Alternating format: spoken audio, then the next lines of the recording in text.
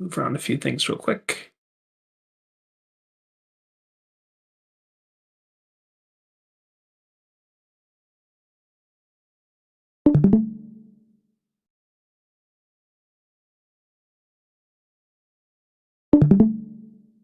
Alrighty. Well, I guess welcome to the meeting for today. Today I'm going to be talking about how to plan a video game project and why it may be the most important part of, you know, game development in general.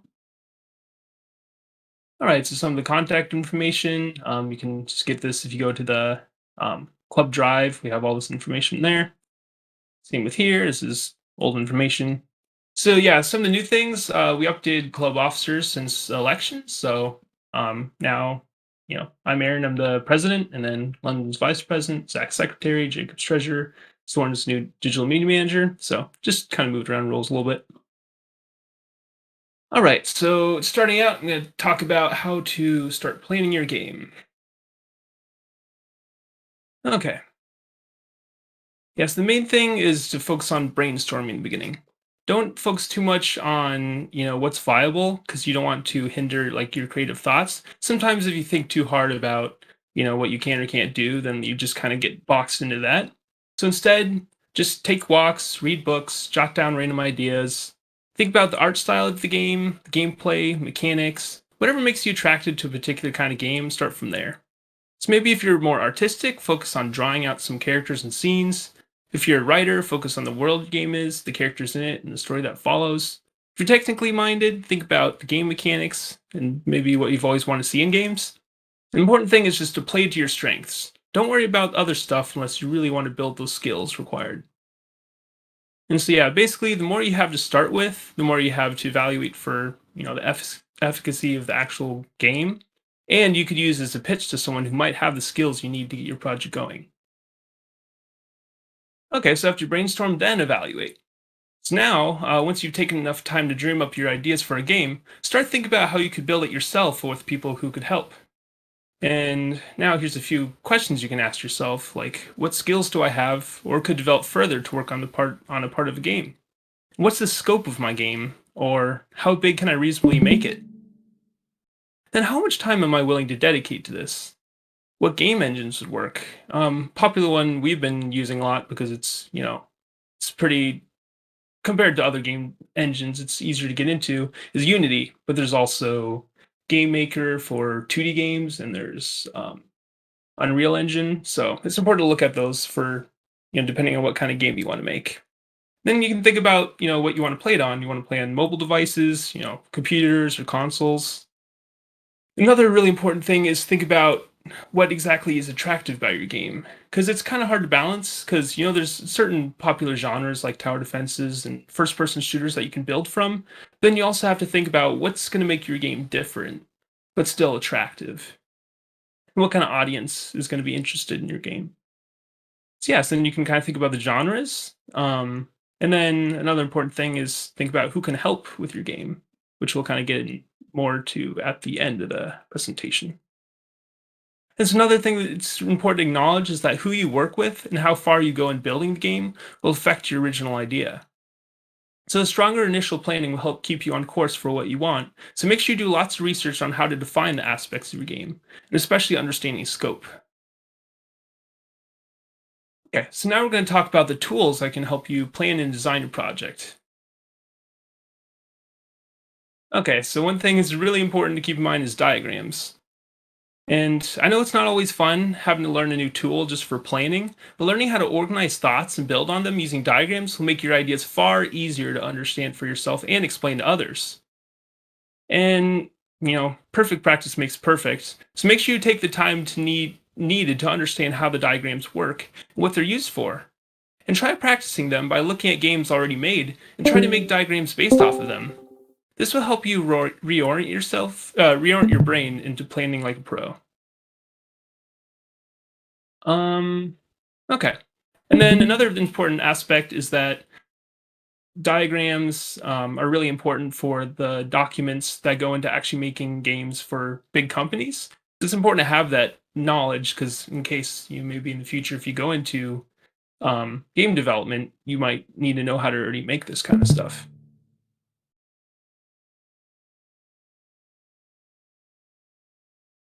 Okay. Alrighty, so next thing I'm going to talk about is state diagrams. I don't want to spend a whole lot of time. There's a lot of different diagrams that you can use to make your games. But I feel like one of the most important ones they can use, whether you're technical or not, is state diagrams, which basically goes through different states of, let's say, like maybe a character and how they respond to triggers. And so, what's a trigger? It's basically any action of any object in game or by controller input that could affect something else. So, imagine like you press the X button on a controller and that makes your character jump. That jumping effect could be considered a state, or maybe swinging your sword, or um, maybe in a game you press square and it'll just like take you somewhere you need to go. That could be like a pathfinding state. Um, do you, yeah, state diagrams can go into a lot of different things. You can even use it for like foliage. Like imagine let's say like think about like Pokemon, how there's kind of the initial look that the tall grass has before you walk through it. Then as soon as you walk through it, it kind of has like a little wiggle animation. That could be kind of like switching to a different state that's basically like a animation for the tall grass where it looks different. So definitely animations are basically built on state diagrams, so it's really important to know how they work. I already explained player characters, NPCs. You can think of like Minecraft when, like, let's say a zombie gets a certain distance from you, it'll start moving towards you. That's basically a state transition based on you know how close you are to the enemy. So basically, will cause it to change states. Yeah. So just to go through, just kind of show how they work. I'm just going to make like a really simple state diagrams based on Minecraft skeleton archers, because I feel like everyone's pretty familiar with them, and I can just kind of show how they work. So I'm going to go out of here. Oh, nope, not yet. Okay, so yeah, first, everything should be kind of written down into ideas. So of course, in order to make a state diagram, you have to start with those ideas. So first, let's look at the skeleton description. Let's look at behavior. Okay, so skeletons chase players they see within 16 blocks. Okay, so you can see right here, see within 16 blocks is like a trigger because that's what causes them to chase players. So then chase players could be like a state in your state transition diagram. So this is a program called diagrams.net. You can get it with Drive. It's like a really simple way to work and collaborate on different diagrams and stuff. I recommend it just because I use it a lot. I know there's a lot of better ones out there that are easier to use, but this one's just kind of nice because it's really open source and just I don't know, it's easier. It can be annoying sometimes, but it does the job. So, anyways, so we'll start with this circle and call it skeleton archer. So this actually isn't a state. I'm putting this to the side, but this is basically just what happens the very moment that the skeleton archer spawns. So then, as soon as it spawns, it's going to go into the state called idle. And so, what's idle? It's basically when you see that skeleton just kind of standing and looking around just randomly. That's like the idle state. So then, what we do is we draw arrows to make state transitions.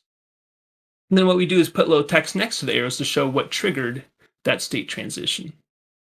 So in this case, the state transition would be spawning, or spawn, I guess. So as soon as the skeleton spawns, it's going to go into the idle state because that's what you usually see. And then let's see, from idle, what happens next? If you kind of look at a skeleton from a distance, you usually see that after, let's say, like 10 seconds or so, the skeleton's just going to move to a random spot. So what we're going to do here is make another state called, um, let's call it move to random location. That's the state, is just picking a location and moving to it. And then, so what's the trigger for that? It's basically just waiting. It's waiting 10 seconds. So we'll say wait 10 seconds. So basically, if it's in the idle state, doesn't change states for any other reason, it's going to wait for 10 seconds. It's going to move to the random location.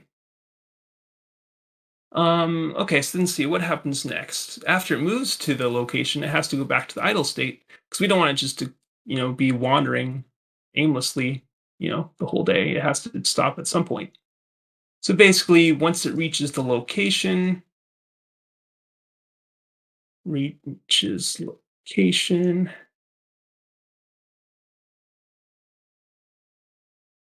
it's going to go back to the idle state. And then just going to do the same thing. But then what happens if you get close enough to the skeleton?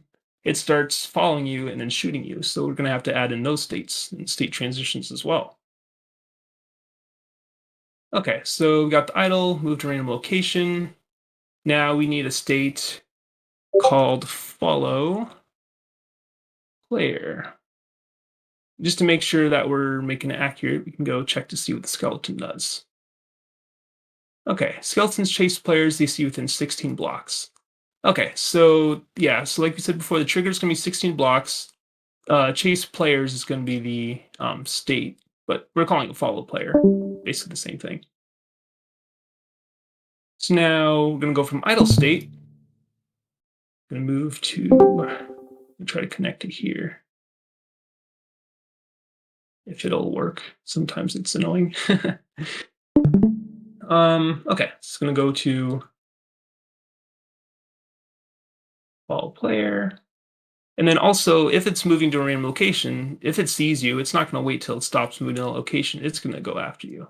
So that's why we got to make sure it transitions from move to a random location too. So I'm going to add another waypoint, not like that.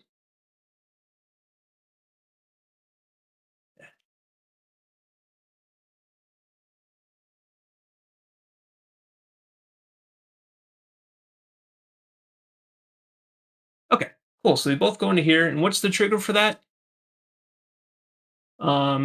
C within 60 blocks. So we're going to put here C's player within 16 blocks. So that's going to make it, whoop, make it follow the player. There we go. Okay, so then what happens when it follows the player?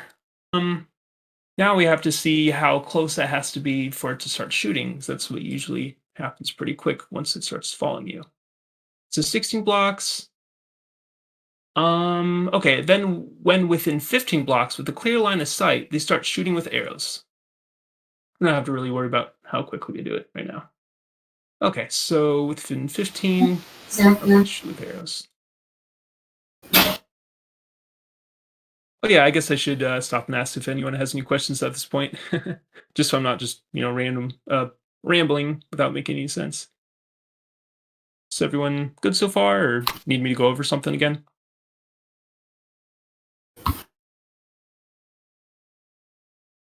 Yeah, I don't know what it is, but I can't see your screen.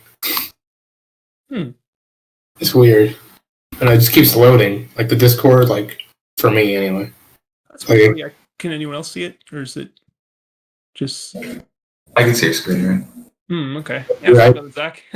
Yeah, I just tried to like reset Discord and delete like the cache and everything. So. Shoot. Okay. Yeah. Hopefully loads. I guess we got a recording too. So. Your voice is soothing though. Oh, thank you. Okay. So we got a follow player, and then we want to move into start shooting at player. So next state would be shoot at player with 1P. Okay, so it's following the player, and then when does it shoot at player? It said before when within 15 blocks with a clear line of sight. Okay.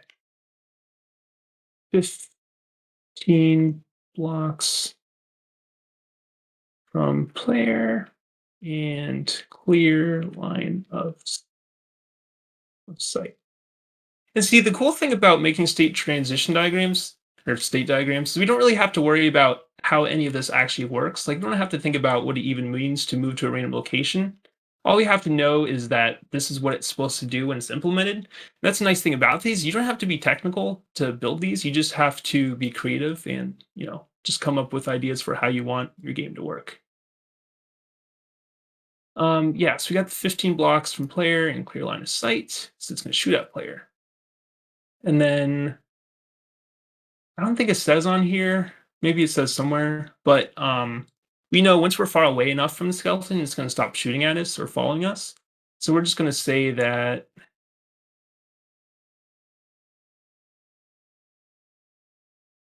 Let's see. Yes, we need to transition back to idle because I think that's what it does. As soon as you're out of the range, they just go back to idle, as far as I can tell. So it's going to go back into the idle state. Okay, I think that's clear enough. It's a little awkward, but get the point.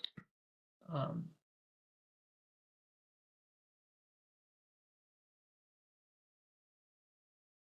Point.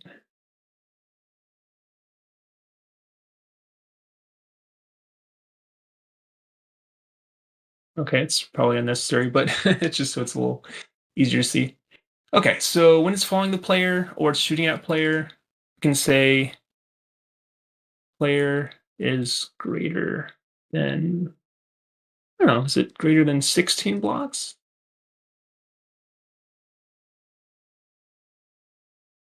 Okay, there we go. So how does this work? So as soon as the skeleton spawns, it's going to go to this idle state, and it's going to wait 10 seconds and move to a random location.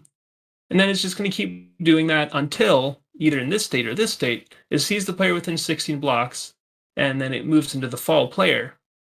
Then from there, if it notices that the player is only 15 blocks away and it's the clear line of sight, it's going to start shooting at player. And then at any point, if player is greater than 16 blocks away, it goes right back to idle. And so that's your basic archer. Yeah, so that's basically all you have to do. Once you start getting your ideas for your game to come up with like a way for your system to work and stuff. And then basically, if you have someone, if like you don't really know how to code it, if you can find someone who does, they can use this and add it to your game. Okay, so now I'll go back to this.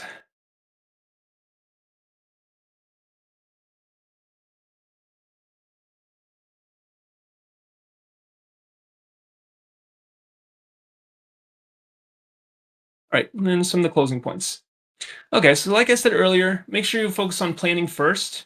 Take whatever time you need to simply drop your ideas, explore them fully, before you throw them out. Planning can often, pretty much, yeah, for most people, it's the most difficult part. It's just right in the beginning, trying to think of exactly what you want your game to look like, but it always ends up being worth the effort. Because the nice thing about that is if you can find someone who knows more about game development, they can see your plans and see if they make sense or not. And they can, help guide you to maybe reevaluate your ideas so that they could work. And then yeah, so then once you come up with your idea, evaluate it and figure out if it's, possible or not. And to do that, you can use the questions that I put earlier in the slide. Yeah, so then once you have your plan, now if it makes sense, then imagine you're pitching the idea to someone else and make whatever documentation diagrams necessary to explain it. So if you have that framework, you can kind of start thinking about, exactly the kind of things you need to think about in order to actually plan your game properly, so if you can explain it to someone else. One of the most important aspects is to remember you're never alone. So yeah, there's many people who can draw, code, write stories from someone else's idea. But having the ability to plan and design a project well and find the right help is much more valuable. For most people, building a game is more than one person can handle. So, instead of worrying about fleshing out ideas, instead of worrying about what you can't do, think more about how you can flesh out your ideas on paper and in diagrams. And that will basically help you to make the game without actually having to code it if it's not something you're skilled at yet. And so then with that, once you figured out how to plan a game, there's tons of ways you can get connected with people that have the skills you're missing.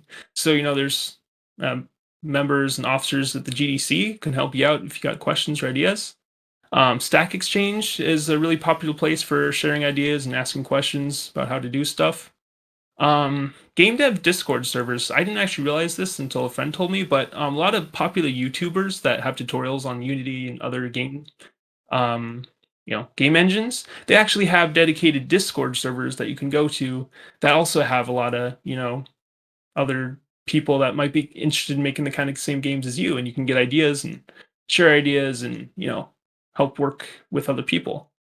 And of course, on the website, there's other forums and stuff that you can use to basically connect with other people. That's the main thing. Remember, it's not always just you out there. You might want to make your first game all by yourself and just have that satisfaction. But sometimes that's just not possible for everyone, whether it's skills or because of time. Use the resources out there and the people out there to get what you need. And basically, if you don't have those skills, just work on building planning skills because those will help you the most in the long run. Yeah, so that's about it. If you guys got any questions or whatever, but that's it.